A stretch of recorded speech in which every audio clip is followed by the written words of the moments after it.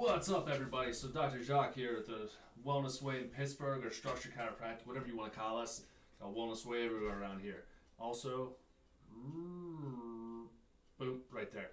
So let's talk about something here today. So the caption here is stop asking for cures and start looking for adaptation. So what do I mean by that? When we talk about adaptation, your body is always going to be responding to triggers or stressors, okay? In the Wellness Way, we talk about our 3Ts. So we talk about trauma, which happens to the spine, toxins, which what we eat, medications that we take, other things that we're putting into our bodies, and thoughts, or our stresses. So when we have these types of things that are going on, hello, Plunkett Don. When you have these types of things that are going on in the body, and James Detweiler, good to see you on here, man. When we have these certain stressors or we have these certain things happening in our body, it is impossible for our bodies to be 100% healthy. Now, it's not to say, though, that when you have a symptom that your body isn't going through a state of health in that given time frame. So let me put that in perspective here. So what I mean by that is, say, for example, we stub our toe, or we had a patient who came in, she twisted her ankle up, swelled up real big. What happened is we had an external stressor or trauma that happened to the ankle. Our brain recognized that as an injury, and what happens? It swells up. When it swells up, it's not that the body is screwing up and that swelling should not be there. It's that the body's adapting to that trauma that happened to the ankle, and when you have that swelling, we're increasing blood flow down there, which means our brain is sending more health and healing to that area, so that way our body has a chance to heal that given situation. So what I look at here is all these groups that I'm a part of, and I did a Facebook Live about this, I think last week, I don't even remember. So when we have these Facebook groups, I don't know why, I think it's because I keep commenting, I keep liking on these things, and so Facebook says, hey, you probably want to see this all the time, and it actually ticks me off is when I see a lot of this stuff. And these guys can kick me out of the group. I really honestly don't care if they do, but the truth needs to be out there. So let's talk about this. So what I see on a consistent basis is somebody will post in the comment section or the post section, and they'll say, hey, I have blank, give me a holistic or a natural cure. And then what do I see that follows blows my freaking mind with anger and frustration, and all these people who has, as Patrick or Dr. Flynn will say, they have a PhD in flat earth. They don't know what the hell is going on with the body, and they're going to sit there and they're going to tell you something, or an herb that they Googled or somebody told them might work for your given case and for your given situation. That's fine. If something worked for your given situation, then great, grand, wonderful. I appreciate your input. However, you're treating a symptom. You're no better than a medical doctor when you're in that situation. So if I come in and I have high blood pressure and you say, you know what, somebody told me that fish oil is fantastic for high blood pressure, and I take it and my blood pressure doesn't go down, what am I going to say? That natural stuff didn't work. I'm going to go to a medication because I need the medication. Again, going back to the primitive form of it, using your brain, using logic, if I have high blood pressure, why the hell do I have high blood pressure? All right? Our heart is responding to a given situation. Am I stressed out? Guess what? My blood pressure right now, if I test my blood pressure, would probably be high right now. Why? Because I'm frustrated. I saw some stupid stuff that I'm going to be sharing with you here shortly. And again, I took out the names on it, but you can see all the idiotic stuff that people are posting online. My heart is responding to stress. If I didn't get adjusted, I just got an awesome adjustment from my buddy Dr. Feroci, Dr. Jake. My body is able to cope with these stresses. They're able to function better, but if my body's functioning better, it doesn't necessarily mean that I'm not going to still have symptoms. Because say, for example, you have a reverse curve in your neck. It looks like this. Where's my hand at? It looks like this when it's supposed to look the other way. It's supposed to be shaped like a banana. If we don't have that curve in there, we have excess stress on the neck. That excess stress is a trauma to the spine. Our body's going to have to adapt to that. Now, what do a lot of people feel? Numbness and tingling down in the arms and hands. They think that they have carpal tunnel symptoms. Well, do they have wrist problems? Do they have forearm problems? No. They have a reverse curve in their neck. They have a neck problem. They have trauma that's going on in their neck. So what can happen is when you have numbness for a long period of time, those nerves basically are shutting off. They're saying, I don't want to do any work anymore because honestly, you've neglected me this entire time. I'm tired of telling you that your neck is sore and that your arms are going numb. You're ignoring me, so screw this signal. These nerves aren't going to work anymore. they don't work, you'll start getting some muscle atrophy in the hands, you'll start becoming clumsy, knocking things over, and we're going to have an exacerbation of trauma that has been neglected for months, weeks, months, or years. So when you start adjusting, your body starts going towards healthier healing, or it's able to heal at a higher capacity. So what's one of the first things that people can start feeling? They get their neck adjusted. If they have a reverse curve, you can have some soreness. You can have some soreness in the neck. Then you can have some tingling. If you went numb, you can go numbness to tingling to burning sensation to pain to dull ache to nothing. Your body has symptoms, but in the long run, what is your body doing? Your body's trying to heal. It's trying to function. It's trying to fix the damaged area that you've neglected for a long period of time. So don't think that symptoms is your body 100% falling apart. Your body is adapting to your environment. So let's talk about what I saw that fired me up so freaking much. So let me get this set up here, okay? This topic is near and dear to my heart because I was diagnosed by myself with irritable bowel syndrome. So first off, they spelled irritable bowel wrong, so they probably didn't even Google this properly. But somebody put in the comment box here, let me shoot this in, all right? Suggestions to help with irritable bowel syndrome. Please, suggestions to help with irritable bowel syndrome, please, okay? So let's take a look. So I have, if I go down through this, how many responses do I have? 43, okay? So this is on a healthier Facebook forum.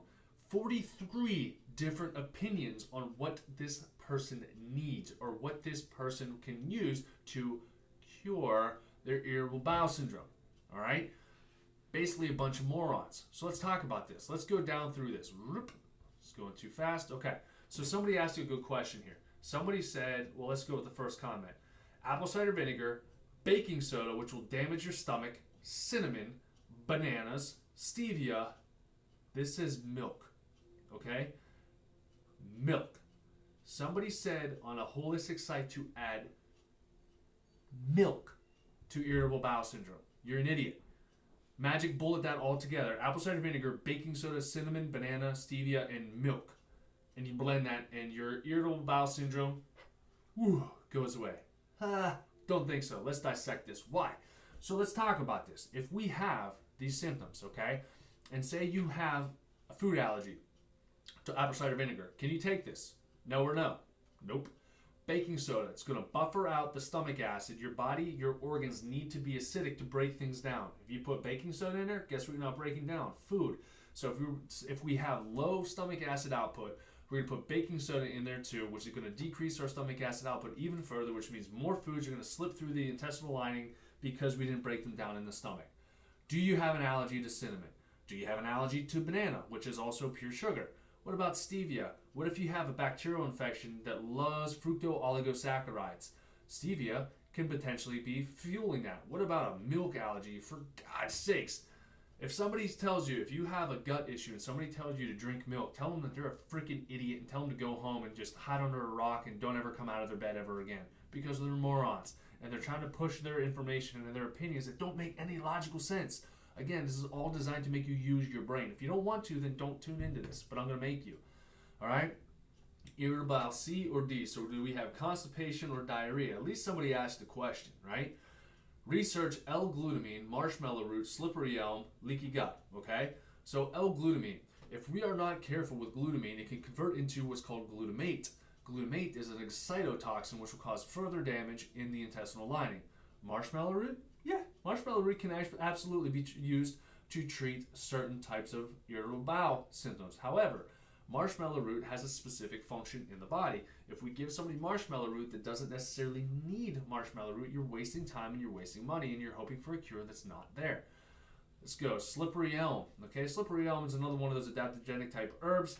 Used more for other issues, but slippery elm, not too fantastic whenever it comes to irritable bowel syndrome. Then look up leaky gut. All right, that's a trap right there. Somebody wrote in F. I don't know what the heck that means, okay? Somebody said toss in a probiotic, a good probiotic. So let's talk about probiotics. Most probiotics have a milk source, or they're a source from milk, or they have horrible strains of probiotics in them. Now, I test people with a stool test constantly. It's one of my favorite tests to run. I'm going to be testing myself again because I'm always trying to track progress. If somebody has normal probiotic output, but the probiotics aren't doing jack squat in the body, you have a population that's there, it's measurable, but you look at their output and they're not doing anything, probiotics aren't going to do a jack squat to you. And if you do have low probiotics, again, don't treat a symptom. Why do you have probiotics to begin with? Did you get hit with a round of antibiotics? Have you been eating crappy food? Have you been doing what the first comment said? You're mixing apple cider vinegar, baking soda, and milk into a smoothie and trying to drink that and pretend it's going to be okay? Are you eating food allergies? Do you have a bacterial infection? Do you have a yeast infection? Do you have a parasite infection? Do you have inflammatory bowel disease that is actually measurable? Are you even sure that you have inflammatory bowel disease? You understand all of the things that kind of come into play into this. So a good probiotic, yes, decent suggestion. However, is that what you need? Is that your main trigger? Do you have irritable bowel because you have low probiotic, or do you have irritable bowel because you have food allergies and something else that's brewing up in your belly? This guy right here, chiropractor, awesome, cool, love it, except for the fact that is trauma the main stressor? Is it? I'm a chiropractor. But if I see inflammation on the gut, I can adjust till the cows come home. If you're eating food allergies and put poison in your body, guess what? I can adjust you and take all of your money. And I don't want to do that, but I can adjust you and take all your money if you're not going to do anything else to put any effort into fixing your body, because I can't care more about your health than you do. Let's move on. All right, chiropractor, moving. Start with Oregon. Am I smelling pizza and beer and football on this post? Which, okay, yeah, it's football season still. So people can be guzzling down beer and pizza and have irritable bowel, 100%. Good probiotic, okay. Aloe vera juice, calming. I appreciate that. Again, not necessarily fixing the cause. And L-glutamine, we already talked about how it converts into glutamate. Somebody put in freaking oatmeal, you idiots. No. Bananas are good for the stomach. No. What the hell are people doing? If you have irritable bowel syndrome, let's toss a whole bunch of sugar and carbs into your belly and try to make that work. You're a moron. Stop listening to you. Okay. Mint tea for several months. Again, do you have irritable bowel syndrome because you lack mint tea? I don't think so.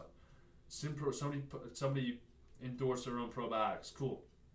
All right. 50 milliliters of aloe vera juice twice daily cured my husband's and my sister's. No, it didn't. Sorry. No, don't believe you for 1 second. You have to heal the gut and autoimmune issues. First off, irritable bowel is not always autoimmune, so don't think so. Also, autoimmune is going to be coming from the gut, so if you have irritable bowel syndrome for a long period of time, you can eventually develop autoimmune disease. Heal the gut, but how these people are telling you to heal the gut is not going to freaking do that to you. Coffee enemas, Google it. Okay, coffee enemas are fantastic as long as you don't have an allergy to coffee. Also, is that the main cause of your issue? Okay, went paleo. Started drinking kefir, okay, so if that's a milk source, you have a dairy allergy, that's not going to do you any good, and months later, no issues, no longer knowing the location of the toilet, cubicle, whatever, okay, or require a roll of toilet paper in the car. So, cool, I'm glad that worked for you, but again, that's probably going to come back again because I can almost guarantee you have food allergies, and if you're eating the same things that gave you the irritable bowel syndrome to begin with, it didn't change your lifestyle, you just took a couple things, it's going to come back. Sorry. All right, 5R program. So that's somebody else's program. I actually looked that up. They do a lot of what like the Wellness Way does. 5R, they call it functional medicine. But again, with functional medicine, they're just trying to give you a natural holistic supplement as a medication. What about fasting? Lots of research into how this can heal your irritable bowel. Fasting can definitely help out, but you also have to know the risks associated with fasting. That's why I blasted Daniel Pompa. He's an idiot trying to get everyone to fast because he's just trying to take everyone's money, ruin their hormones, and he thinks that that's going to actually work for him. So don't be fooled by a bunch of people throwing around fasting or buzzwords. Plant-based diet, okay, less inflammatory, but what if you're allergic to all those foods on that plant-based diet? Just had a vegetarian panel ran in my office. The guy had over 20 food allergies to plant-based foods. Yeah, they're easier for your body to break down and digest, but guess what? Are you eventually going to be having more issues because you're eating foods you're allergic to? Also, are you anemic because you haven't been eating any type of iron source or any meats? A biological dentist. Your mouth is the opening of the tube. So yeah, if you have bacteria that's happening in your mouth and you're pushing that down into your gut, yep, you can keep getting infections. You can also start having irritable bowel. All right, not sure what this SoundCloud thing is, but talking about Crohn's, colitis, and irritable bowel. Roundup causes irritable bowel. So yeah, if you're having glyphosate, people can't spell. If you're having glyphosate that's getting into your food and your drinking water and your air, all those things, yep, you're probably going to have to take care of that. That's why one of the top supplements that we use is called Restore. It's designed to help to combat that actual chemical. No, low dose naltrexone. So somebody decided to go ahead and throw in a medication in there, giving up on all wheat and barley foods. Why? Because wheat can trigger autoimmune disease. But low dose naltrexone, don't mess with that. Somebody said eat raw marijuana, take high dose CBD oil, drink alkaline water. Again, damages the stomach. Take colloidal silver. Don't do that unless you know that you need it, because if you take too high doses of silver, you can break down your probiotics and lead to more irritable bowel. Take digestive enzymes and probiotics. Again, your body is supposed to be in control of all of these processes. You should not have to eat raw marijuana. First off, that's the first time I told someone or seen somebody just say just chew on marijuana. It's idiotic. High dose CBD, it's good for inflammation. Again, are any of these? Do you have irritable bowel because you lack CBD oil or alkaline water or silver or enzymes or probiotics? And if you have those particular things being low, first off, measure them with a proper stool test, so that way you can freaking confirm whether or not you have irritable bowel or not. But then also figure out what's going on in your digestive tract, that you're not secreting your enzymes properly. Usually it's because you're drinking alkaline water, which is damaging your stomach, which is decreasing your digestive enzyme output, pancreatic enzymes and stomach enzymes. So be careful. Good quality CBD, again, calms down inflammation. Try taking acidophilus. Again, another one. Try acidophilus, digestive enzymes, helps to process your meals. Raw aloe vera gel juice, slippery elm, manuka honey, licorice root, marshmallow, cannabis, basically throwing the whole kitchen sink at you. Eat real food, not out of the box nor package. Inulin, F, addressing the underlying cause. There's somebody else. So address the underlying cause, as there are many layers to be moved through. True story, basically, yeah, okay. Cat's claw, aloe vera, coconut, meat and water, ginger, jalapeno peppers. Read The Plant Paradox. Son-in-law had this years ago, went vegan and almost immediate cure. Been about 8 months, no more IBS. Amino acid, glutamine, keto diet, heal the gut, colloidal silver, eliminate artificial sugars, that things. Okay, so this is actually some pretty decent stuff. This guy is actually, Dr. Will Cole is somebody who's across town. He's also a functional medicine doctor too. There are some positive things in here as well, but you have to make sure you know what the underlying cause is for your irritable bowel syndrome. Otherwise, you're just basically throwing the kitchen sink at it. Coconut oil for almost anything. What if you're allergic to coconut oil? Also, on top of that, you have to be careful with your medium chain triglycerides. If we do have coconut oil being introduced into the body, and you have yeast or bacteria, you can pull those through the intestinal lining into the arterial lining, and then you have those things roaming free through the body. And then here, this is me. Test food allergies and run stool panel. Okay? Only one that really said what to freaking do. Here's your action step right here. Test your food allergies, run a stool panel. Why I put that in there, I really don't know, because nobody's going to listen to me. And then here, a non-dairy based yogurt. So again, reapproaching this stuff. We had how many different things that were put in there? There's 43 different comments, me being one of them. And how many people actually agreed on any of their methods of change? A lot of people threw different supplements at it. Yeah, there were some crossover recommendations based off of those people, but at the same time, if you're not finding the underlying cause, if you're not finding the trigger to your disease, you will always have your disease. Health is not how you look or how you feel either. Because let's say you have irritable bowel syndrome, you're leaking foods into the bloodstream, you cause an inflammatory response. You may not have symptoms of irritable bowel syndrome, but guess what? Or irritable bowel disease. But guess what? You have plaquing that's happening in your arteries, your blood pressure's going up, your cholesterol's going up, you're causing more heart damage, you're causing more things to recirculate through the body. But you're like, you know what? I don't feel bad. I took aloe vera juice. I probably don't have cancer anymore. What if your probiotics tank down so low that all of a sudden you start getting polyps? Or what if your digestive is so bad and you're like, well, it's not as bad as it used to be. If you didn't fix it, you didn't test it, and you didn't retest it, you're just setting yourself up for failure further down the line, because the top 2 killers in the United States is going to be your heart disease and cancer. Cancer's coming up real quick. So those two types of deaths, how many people typically feel them?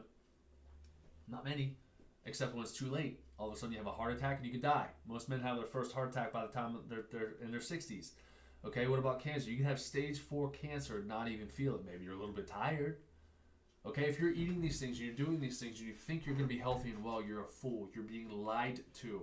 And this is the healthy or the healthier mindset people that are out there. Everyone has a cure for everything. So that's what this New Year is all about, is everyone's pushing their shitty agenda onto you so that way they can make a quick buck off of you. And then you get enticed by these trends and you join these multi-level marketing companies and you think everything's a cure-all, and all of a sudden your freaking health falls apart a year, 2 years, 3 years down the line, and you're like, oh my gosh, where did that come from? Well, because you were lied to and you thought that you were being healthy, you thought you were doing well, but you listened to a whole bunch of people who have no clue what the hell health actually is. So define health, figure out how healthy you are. Health is 100% function of all of your organs functioning 100% of the time. That's what health is. So if we're just judging our health based off of us not having irritable bowel syndrome, guess what? You can have high cholesterol. You go to your doctor, you don't have irritable bowel syndrome, but you have high cholesterol, then they give you a statin medication. They're going to suppress your cholesterol output. You're going to have testosterone issues, hormone issues. You're going to push yourself into having Alzheimer's, dementia, because your brain's not going to be able to do things properly. You're going to have more pain because you're going to cause demyelination of your nerves. Your nervous system's not going to be able to function 100%. You're going to have more herky-jerky type movements like that. Don't judge your health off of how you look and how you feel. That's what our motto is, and I'll say it time and time again. Do not guess. You must test whenever it comes to your health. Otherwise, you're blindly just throwing darts at a wall, hoping to hit a freaking bullseye. Sometimes you hit a nice bullseye where you just need a little bit, and you find out what your main trauma is. Whether it was eating, like an acid-based diet, and say you're going to an acid-based diet, or you have a sympathetic nervous system dominant type cancer, and you throw in some veggies, you're going to feel pretty freaking good off of veggies. However, is that the main reason? Or are you not able to break down foods because you have improper stomach acid output? What about if you have a subluxation or scoliosis in your lumbar spine, and that's caused a decrease in nervous system output to your stomach and your bladder and your digestive tract, and none of those things are able to function at 100%. So can you guys wrap your heads around the fact that it's not always a one-size-fits-all for all of the people all across the board? So if you are one of those people who are trying to push cures and things on everybody that's out there, stop it. You're going to hurt somebody, especially if you don't know what the hell you're talking about. Stop it. Because what I'm sick and tired of is when a patient comes to me and they have 30 different supplements that they're on, and they're like, hey, I think I feel pretty freaking good. What can you do for me? And I'd say, well, what happens if you get off of all those supplements that you're on currently? The response is either, I don't know because I haven't done it, or I feel terrible, so I have to keep taking it. So you still have the condition that you're trying to treat. You're just throwing a whole bunch of natural stuff at it, hoping to keep the symptoms at bay. It's like putting a healthy Band-Aid on top of a festering wound that's never going to heal. Stop being idiotic. Stop that. Because then I have to basically break down and go through all the supplements and say, you're allergic to this, allergic to that, this one's terrible for you, this is a waste of money, this has dairy in it, you're allergic to dairy, you have your body, you shouldn't have that anyways. And then you spend how much money over how many years even, because a lot of people who are doing the natural realm of things spend thousands of dollars a year on investing in these holistic supplements that didn't do jack squat for them. So it frustrates me, okay? Because my prices are not expensive. They are not expensive. Across the board, the Wellness Way, our prices are not expensive. But what we do is we get to the root cause of the problem. And if you don't want to put any effort in, please don't come to our office.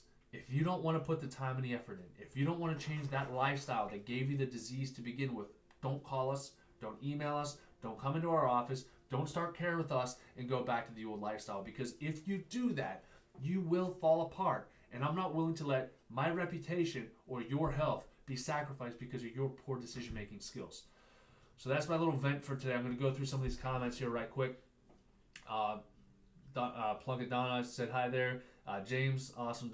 Alex, good to see you on here, man. Sue Holstead, good to see you. Natalie Johnston. Yes, so Roy, have I read The Healthy Gut? Was it Healthy Gut, Healthy You by Dr. Ruscio? No, I have not read that. I can look it up and take a look and see what that's about. But the reason that I don't really read too much other literature other than research and what we do here is because healthy gut, there's too many people are trying to get rich off the healthy gut cure. And I'm not saying that this guy's doing that or girl is doing that. I don't know much about this. But what I've seen and what people have told me to read and dive into is a whole bunch of people trying to push these holistic cures for people, and then people get frustrated with results. When you have things like ulcerative colitis, a lot of people try like GAPS diet, which pushes a lot of dairy, things along those lines, other things that people are allergic to, and people just want to hang their hat on something for a little while just so that they can give it up a couple months later and say it doesn't work for them. But I'll look in and I'll dive into that. I appreciate you posting that on there so that way I can check it out and see if I like it. So long story short, again, make this new year the healthiest version of you possible. Figure out why your body's adapting to your stressors, and if you're not going to eliminate your stressors, you're not going to be healthy. Doesn't matter what I give you, doesn't matter what CBD oil you're choking down, doesn't matter what herbs you're chewing on. All we can really do is just try to keep your body, at least give it as many tools as possible to keep it as close to homeostasis as possible. But again, if you're constantly causing stress to your spine, if you're getting in car accidents, if you're playing football, if you're just sitting at a desk every day and you're hunched over like this, or you're eating horrible foods. I mean, I just talked to one patient today about how he can't understand how a lot of people in his office are just gigantic.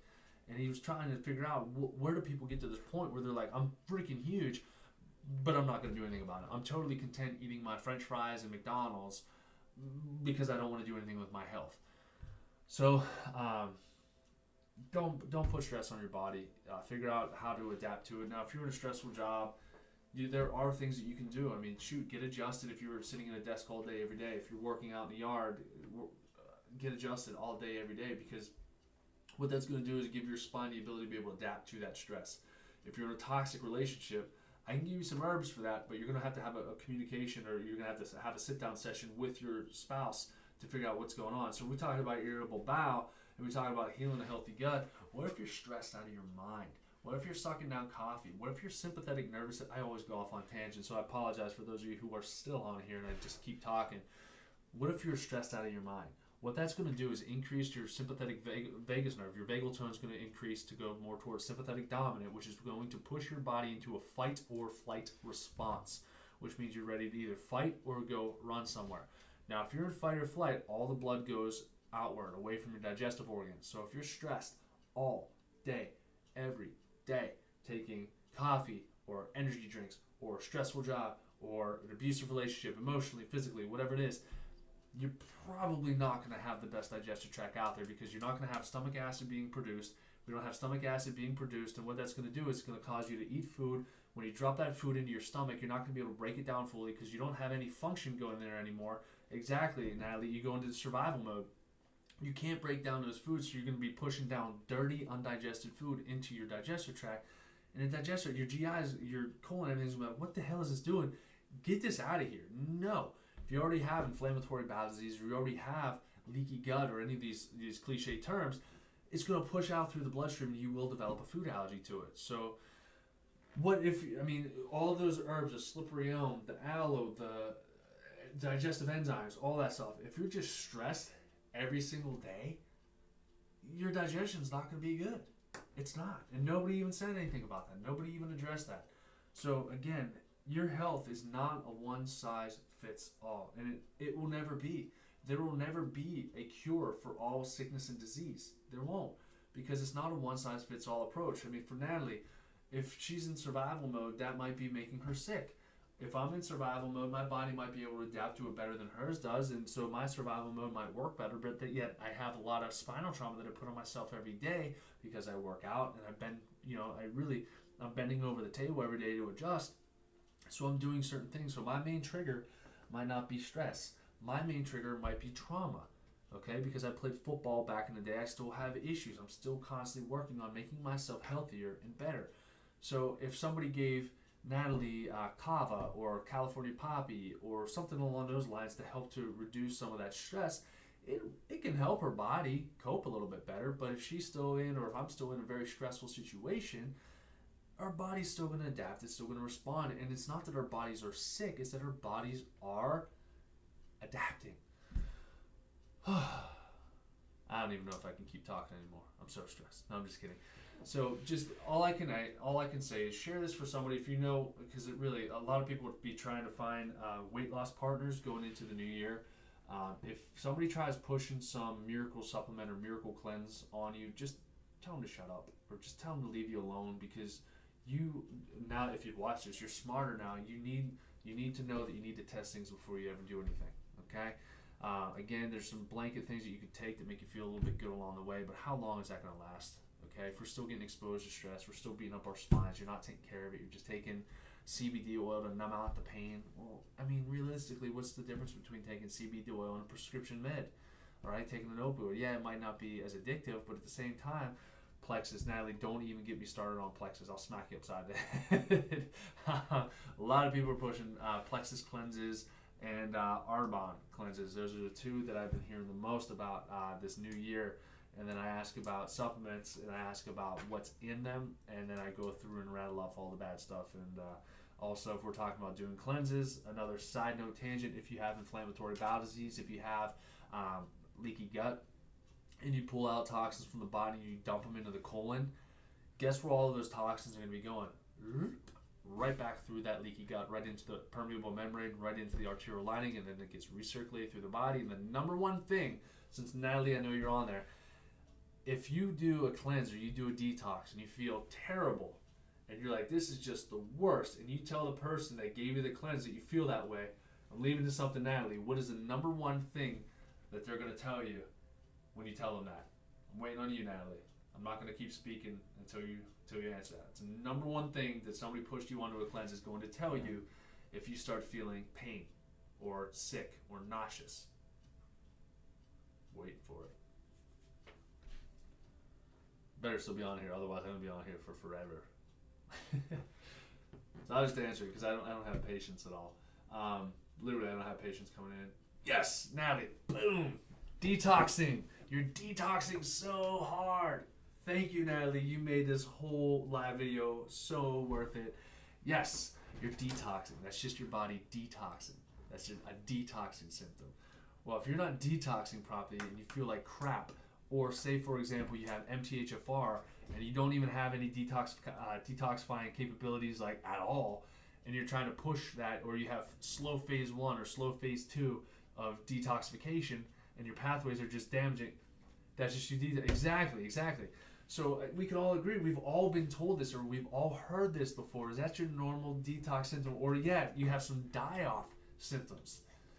If you didn't test anything, you're like, I don't know what the hell is happening. I'm just going to go ahead and say it's detoxing. Or if it's a multi-level marketing company, they're going to be like, you know what, I'm going to talk to my upstream or my upline, whatever they call it. I'm going to see what they have to say, and then they're going to tell me that it's a detox symptom or it's a die-off or something like that, and just do more. You have to detox even more. This detox is going to take a little bit longer just because you were so toxic. Wrong. That's why I did terrible on detox. I have MTHFR. I can't methylate properly. So if I detox, I felt like crap. And people told me all through my life, that's totally normal. That's just your detox symptoms. Not only that, but I had irritable bowel. So I couldn't methylate properly, and I was dumping toxins into my gut, recirculating them through the body. I'm like, yay. Yay for healthy detoxes. Oh, man. How many more tangents could I possibly go off on today? Nobody's going to watch this video, just so you know, just because it's 32 minutes long now. So you might want to help. You might want to help summarize this for some people. Now, I wish our bodies were as simple as they think. Well, I mean, here's the thing, too. Anybody that tells you that they know how your body functions, or they can change the way that your body functions, or they're 100% confident with how your body functions, they're lying to you. Because the only person or the only thing that knows how your body's supposed to function is your own body's innate intelligence, which is basically the power inside your body that it is designed to make you heal properly. Now, testing is good to see how your body's adapting to certain stressors. Now, say we run a stool panel on this person and they have bacterial infections or yeast infections or parasite infections. I mean, shoot, I had a meeting with a patient who has multiple myeloma. She's doing fantastic now. She had two bacterial infections, a yeast infection, and 3 parasite infections. Okay, she went everywhere. She got chemo, she got radiation. She's still currently taking chemo, so she could still potentially be damaging her gut because chemo goes after the fastest replicating cells, which is hair and intestinal lining. So I don't even know where I was going with that. So if I tested that person, they had an irritable bowel and they had all those things on there, it cannot be a one-size-fits-all. I can't sit down with you, Natalie, and be like, okay, you have irritable bowel syndrome, you have stress, I'm going to give you these herbs, pretend everything's going to be okay, and I'll see you in 4 to 6 weeks, and we'll see how you're doing. I don't know. How are you supposed to walk in confidence or leave in confidence knowing that the doctor you just went to doesn't even really know what's actually going on? It might make you feel good for a second, like, oh my gosh, somebody gave me something, I could take something, this is going to make me feel so good. And then afterwards, like, made me feel good for like a week, maybe a month, but didn't fix it. Well, if you have parasites and I give you aloe vera juice, cool. Okay, aloe vera is not going to kill off the parasite. What if you had yeast? Okay, you switch to a vegetarian diet or a vegan diet. Those diets love sugar. They have high carb content, they have high fruits. No, those things could be feeding off those bacteria. They could be feeding those bacteria or that yeast in the gut. Long story long, because I always talk long. Just get tested. It's seriously that freaking simple. Just get tested. Figure out what the heck your body is trying to adapt through right now, so that way your body can function properly. And just as another side note, tangent, that woman with multiple myeloma is about to be retested on her stool. She's doing fantastic. She's been doing some detoxing detoxing. She's been killing off those things for about 2 months or so. So we're about to retest. So I can make that an entire live too with that as well. Now, as a side note, I also don't treat cancer. Okay, I don't do it. I love it. I love testing people and figuring out what's wrong with their bodies, but I don't test cancer per se. I test tumor markers, but I don't test for cancer. I test how the body is adapting, or what stresses are being placed upon the body that forced her body into adapting to a cancerous state. So, anyways, I'm gonna sign off on that. I got some more stuff I gotta do today, but if you, like I said, if you want to share this video, everyone's liking, comment, I appreciate that. If you share this, you might want to summarize what I said, because again, going on 36 minutes, people probably aren't going to listen to me. But it'll be saved in the database. It'll be on our Facebook page, and we'll also push out to our YouTube channel as well. But as usual, thanks for tuning in. If you want me to talk about something or a pressing subject or whatever, I mean, Natalie and Plunkett, you were both on here pretty much the entire time. If there's something that you want me to talk about, leave it in the comment box or inbox me on Facebook, and we can go over it from there. I'd love to be able to do that for you guys. So have an awesome day. Have an awesome New Year. You're going to be hearing from me more. So either you're going to be happy about that, or you're going to be upset because I'm going to be saying a lot of stuff. So take care, everyone.